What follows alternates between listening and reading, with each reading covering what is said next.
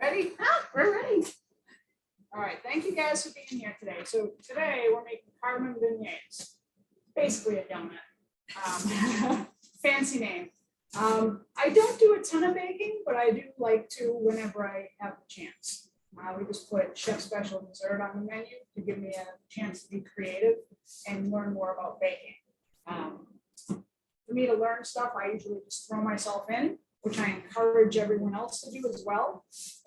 If you ever want to do something you're not comfortable with, I say just do it, because that's how you learn. More mistakes we make in life, as you all know, that's where we learn the most. So today, the cardamom beignets is a ricotta donut, and it's tossed with cardamom sugar. So the ricotta base I have here, ricotta you can do a lot of different things. You can use whole milk, you can use half and half, you can use cream. I typically like to go to Conte Farm and use their farm cream. It's full fat, it's nice and creamy, and Conte is a beautiful company, nice and local. So I will give you the recipe for this after. There are several different ways to make ricotta. You can go online, it's very easy. You need salt for seasoning and acid to separate the curds from the whey. Today we're using citric acid to do that. So I'm just going to turn this on. Go. So I'm going to turn the heat to medium heat. And basically we're going to heat this up real slow and wait for the acid to do its job and separate the curds from the whey. Then we're going to let it sit for about 15 minutes, and then we're going to strain it in a chinois with some cheesecloth. But in the meantime, I made ricotta so we can get going on the donuts, because I don't want to make you guys wait for your treat. And when baking, I always recommend reading the whole recipe before you start. I can't tell you how many times I've assumed and been wrong and had to start all over. It's not fun. All right. So I'm just going to read this out loud. In a medium bowl, whisk the flour and baking powder. In a large bowl or stand mixer, beat eggs, half cup of sugar, and vanilla together on medium-low speed for about 2 minutes until pale and thick. Reduce the mixer speed to low and stir in the ricotta. Mix until smooth, then add the flour mixture and stir just until combined. And then the rest has to do with this seasoning the sugar and the fry oil temp. We're frying at 350 today. At home, I'm sure a lot of you don't have fry-laters sitting there waiting for you to use. So you can do a tabletop fryer. When doing that, definitely don't fill the pot all the way. Fill it halfway, and it's very handy to have a thermometer to make sure that the temperature is right. If you don't, it's possible to just do like a little tester, and if it burns and it's not cooked in the middle, it's too hot. If it takes too long to cook and it's saturated in oil, it's not hot enough.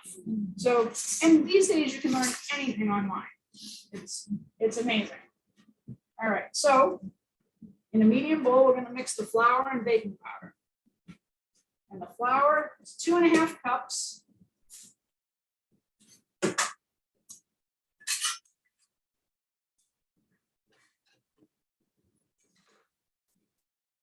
A lot of bakers weigh their stuff because this can be inconsistent depending on if you pack it or if you don't fill it full enough. They use a digital scale just to be very accurate. And you can go online. How much should a cup of flour weigh? You can get any information online. So when I do the flour, I usually have something that's kind of flat that I can just even it off, and I don't pack it. One. I do a lot of counting out loud when I'm baking. 2.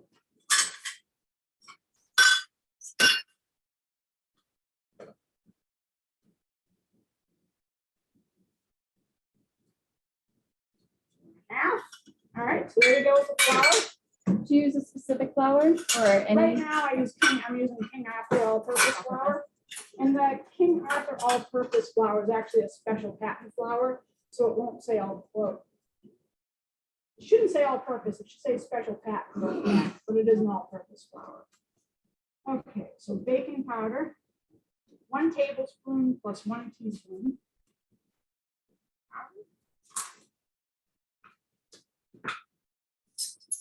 Do the same thing with the baking powder. Tablespoon. 1 teaspoon.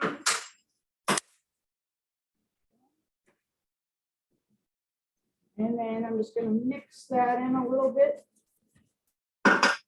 Get the baking powder mixed in with the flour, so it mixes more evenly when we put it in. Now, 6 eggs, 1 teaspoon of vanilla, and a 1/2 cup of sugar. So I always recommend when cracking eggs to do it in a separate bowl from what you're putting it in, so it'd be easier to get the shells out.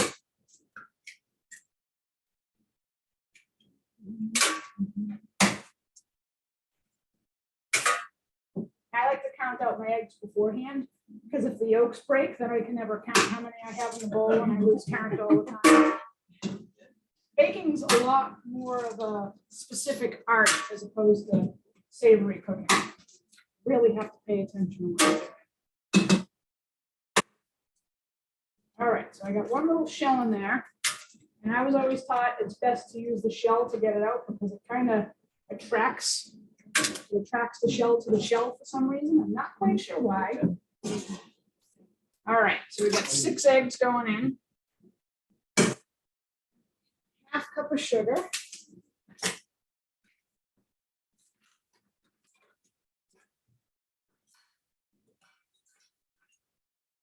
Also, still on my ricotta cream because I don't want it to boil over. I'm going to bring it just to a simmer and shut it off. If I boil it, it will break up the curds too much. And when I go to pass it, a lot of it will go through. I want to keep the curds nice and big. 1/2 cup of sugar.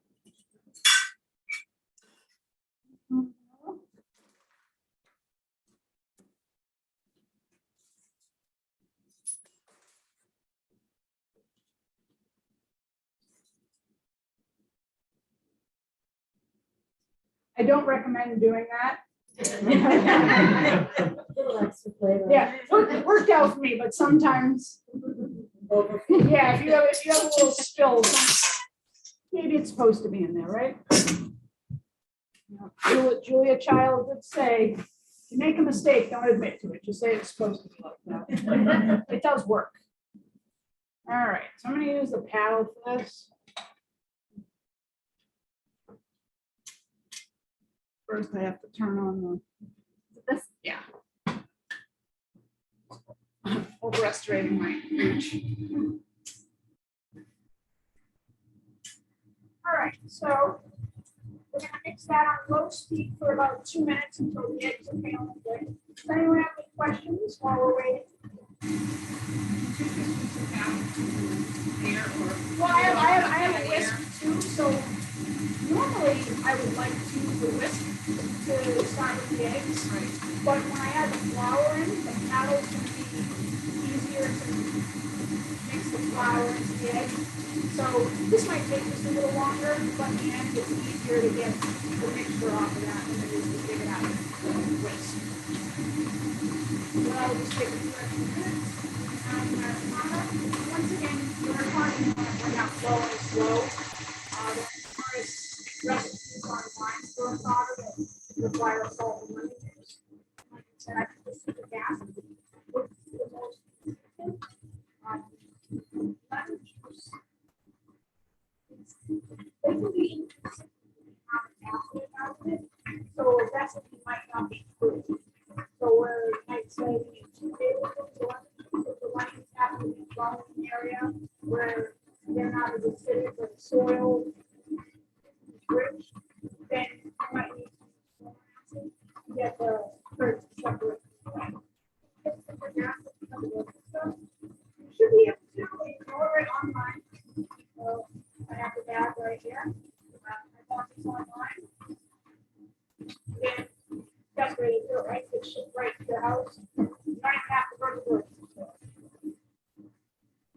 So I made a batch of ricotta yesterday because I don't want to add more ricotta. And it's actually better. As for making donuts, I want this to be kind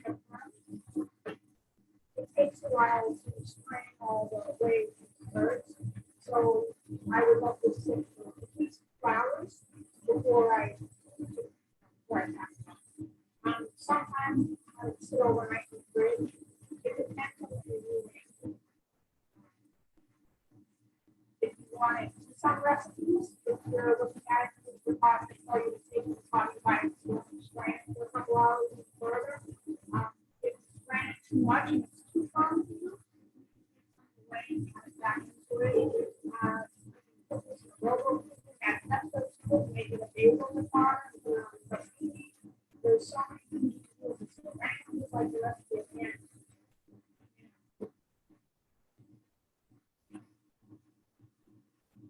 That goes for another few seconds.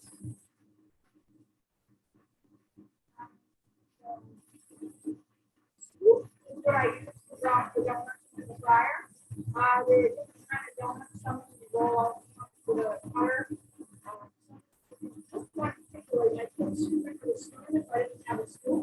So this makes it all more consistent. I don't really need the same size. The carbon sugar, especially for the 40 cup granulated sugar, and I have a ton of them I've made. I added more kind of because I like more spice. And carbon instead of cinnamon, I've made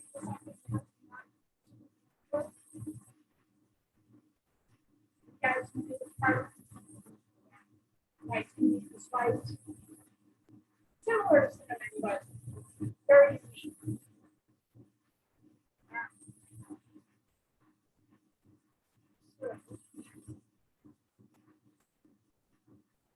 Eggs look good, so we're going to add our ricotta now. You know, when people talk about doing donuts, sometimes it can be very intimidating. This is an extremely recipe, and I like to teach people easy recipes to start. And it's impressive, but it's not that hard. And if you don't want to make the ricotta, you just buy the store-bought ricotta. And depending on how wet it is, you might not even have to strain. Right, so we have the ricotta in there.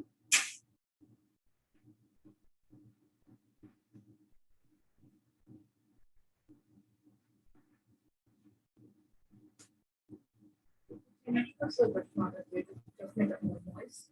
What's that? The ricotta will affect the having the donut, you just make it more moist. It makes it moist and it has a flavor profile.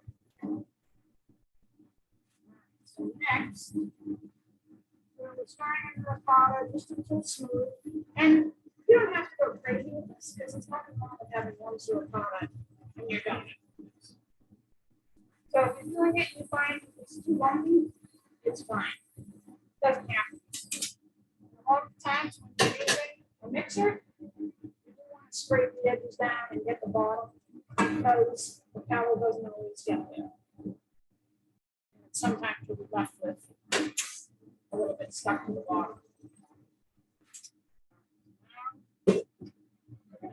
Flour, baking powder.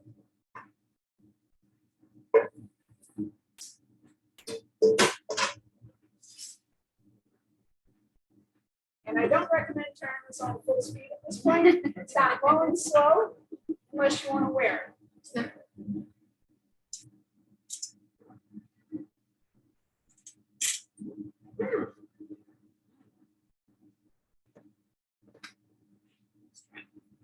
There we go. Loose connection. This is called troubleshooting 101. Yeah. All right, so we're going to mix that just until combined. We don't want to over mix it. So there we go. We have our donut batter. All right, so this is just starting to roll on the sides. Want to come and take a look. You can see. Starting to separate. Yeah. So now we're just starting to soften the bubble. Boil it down. After we taste the donuts, we'll be able to strain this and you'll be able to taste the fresh ricotta on its own.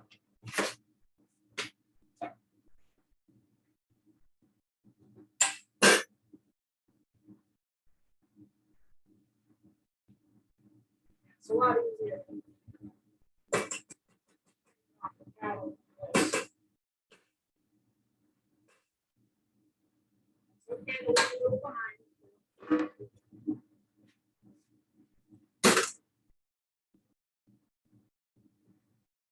I'm just gonna get the bottom, make sure it's incorporated. But usually with a lot of baked goods, they do specify do not over whip because they can become dense.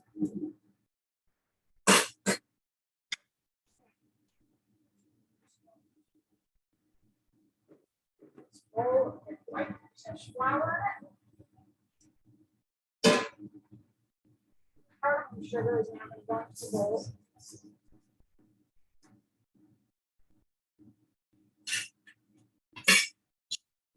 Drop the baskets. If I drop the donut into the basket, into the basket. Another trick too, when I scoop this is going to get all funky, and it's not going to. It's going to be hard to keep scooping the donut. So a little trick that I learned: you dump this right into the oil, just give it a little extra layer of lubrication, and then they come right out. And if it starts to stick again, just dip it again. You know what oil do you use? This is canola oil. Use canola oil, shortening, peanut oil, vegetable oil.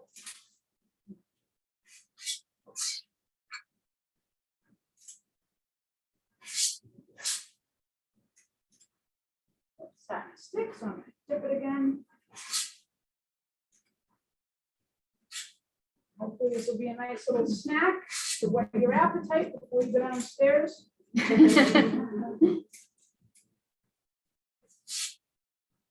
Doesn't love dessert before. Yeah.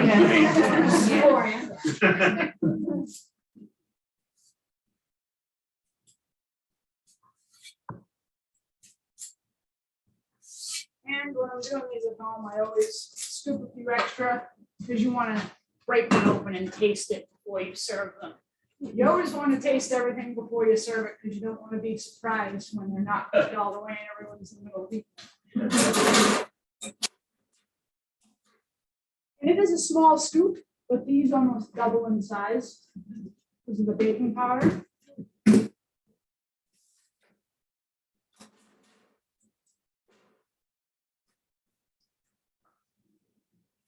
And the ricotta, I'm letting it sit to cool a little bit. And as it cools, the curds are going to separate from the whey even more. A lot of the curds are going to float to the top and the whey is going to go to the bottom, which is going to make it easier to scoop it into the chinois. And get the cheesecloth ready. You should fold it in a few layers. Help catch everything. I mean, the chinois is really small holes, so that's a good layer of protection too. But now we're just very little is going to get through, and sometimes if it breaks up a little too much, like I said, the curds will go through. So it's just an extra layer of protection. Sometimes you feel free to move them around so they're not getting cooked just on one side.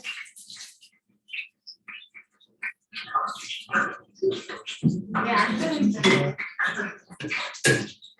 And I'm wiping these off because they're in sanitized water, and I don't want to dip water into my fryer because that can be dangerous. We'll do a tester real quick.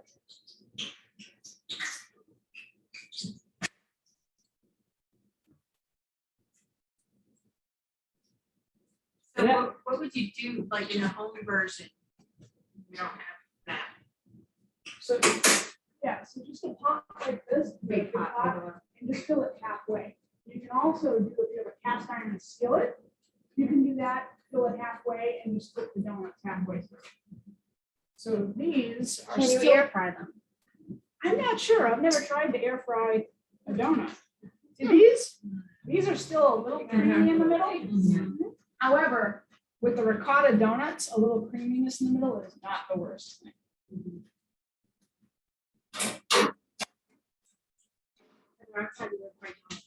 No good. Yeah. You've tried? Yeah, that's- That's If anything oil, sugar is really stick to it. true, Yeah. yeah. All right, so when they come out, want them nice and hot going into the sugar. And then you just give them a little toss.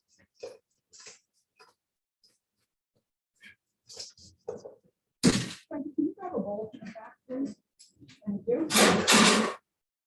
So you don't.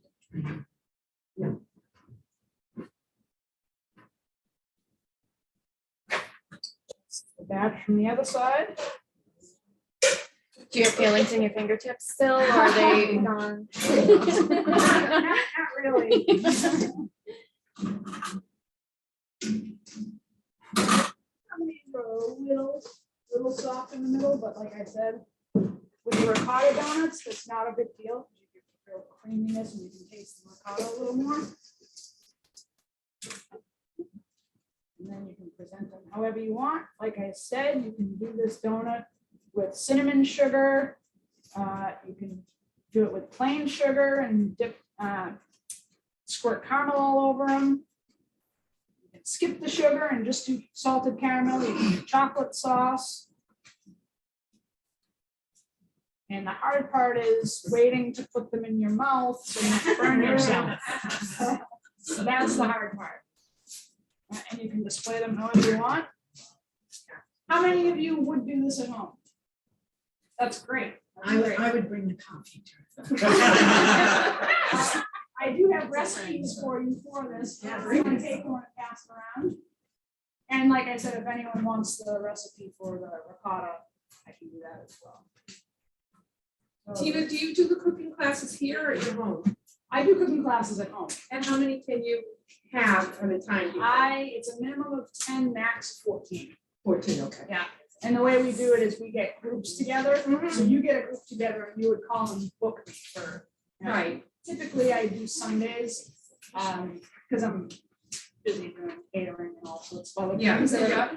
are time consuming on Fridays and Saturdays, but I do a lot of Sunday classes, and sometimes random weeknights. Okay.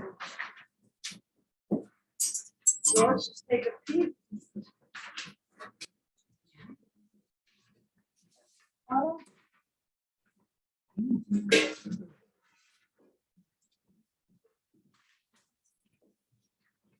All right, so you can see here. So on the top here is all the curves that are separated from the whey.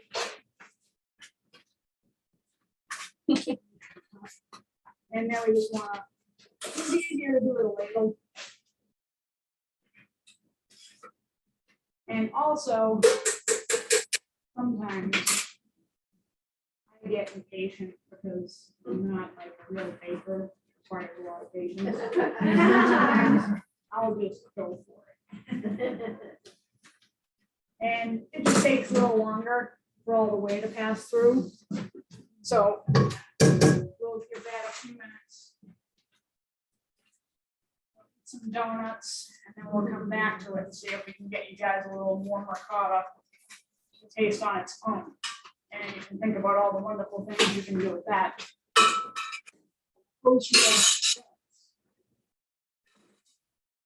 You know, what are your 3 most must-haves in the kitchen? Salt. Ingredients and equipment. Ingredients and equipment, all right. Salt, butter, and onions, I would say. Excellent.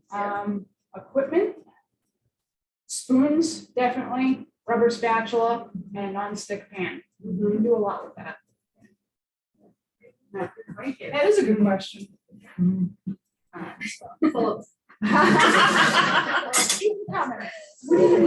Or non-stick pan, because I went to all stainless steel because I'm concerned about health and. I what's agree. used for non-stick. I agree. I use, All Clad has a nice non-stick. And then there's also these black steel pans that are reminiscent of cast iron. And you can find those online too. I don't remember the name of them. It'll come to me. But I have some and it's more like a cast iron, so you have to season it, but once you get it all seasoned, it's a really nice non-stick.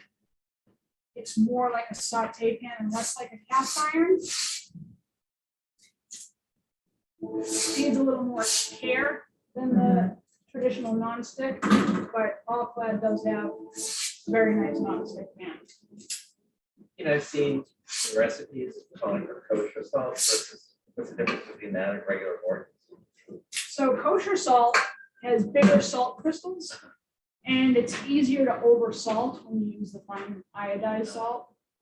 Kosher salts, I've actually ran out of kosher salt before and had to use iodized, and had a few people complain that the food was too salty. So I actually did some research on it, and the flakes are bigger and flatter. They stick to the food better, whereas the iodized is much smaller. So you actually sometimes take more salt than you need, and you can't really tell how much you're using. I'm gonna start to pass these around, and I made another batch, so I think we might be shy of.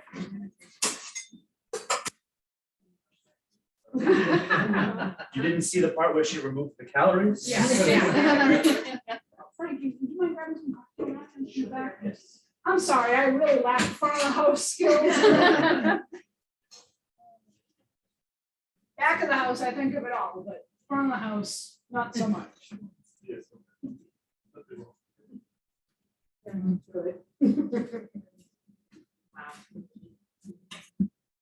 Be pretty impressive to have people show up at your house and be able to serve a nice homemade donut. How much later can you serve them? I mean, these are pretty phenomenal. Okay, yeah. Do they get- And I have more down, so. Well, that's a good question. So this is what I have to say about that. If you were making these and you were gonna serve them later, what I find is you can cook them, take them out and put them on a rack and let them cool, but don't put the sugar on them.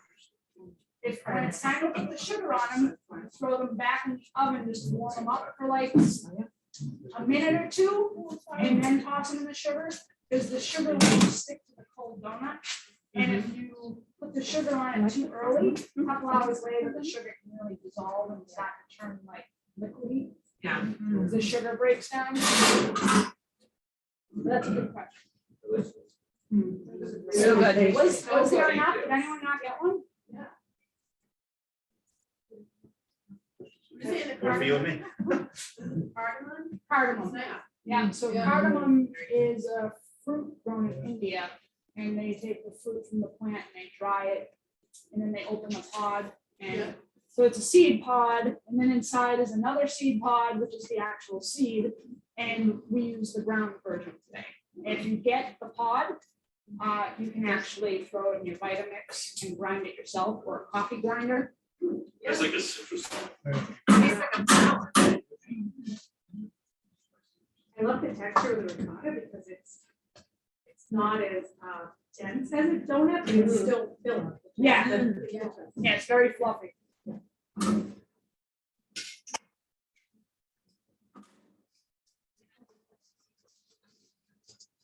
it makes for a really nice light donut, and the cardamom does have a citrusy note to it. There's a few more. I'm gonna go grab, I'll be right back. I'm gonna go grab a few plates, and I'll put some ricotta on these for you guys to try.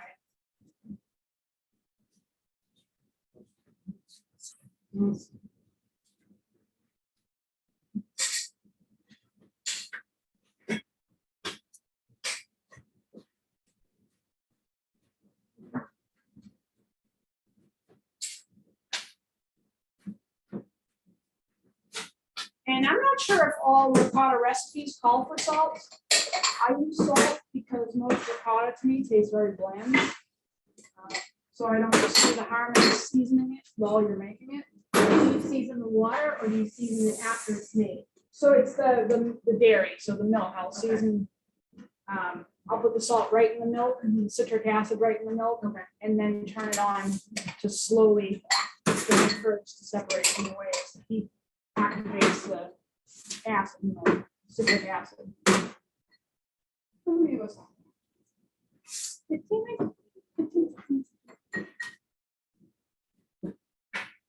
Thank you very much. This was great to have it in person and be able to taste the food that we always get to see them make. So I'm really excited about this and hoping that we can. Frank's always starting stuff, so this is. But I just want to thank Shannon Burke, who is one of our Eat South Shore sponsors for the year, as well from Burke Hot Sauce, as well as DoorDash. So thank you very much for your support. We're able to do things like this and keep ticket costs low and be able to get the restaurants back some money from this and everything, which is really important for us. So I'm gonna shut this off. But if you have any more questions, feel free to ask Tina, and we're gonna have your gift cards out back. I will hand them out to everybody. And I think that's pretty much it. Thank you all for coming.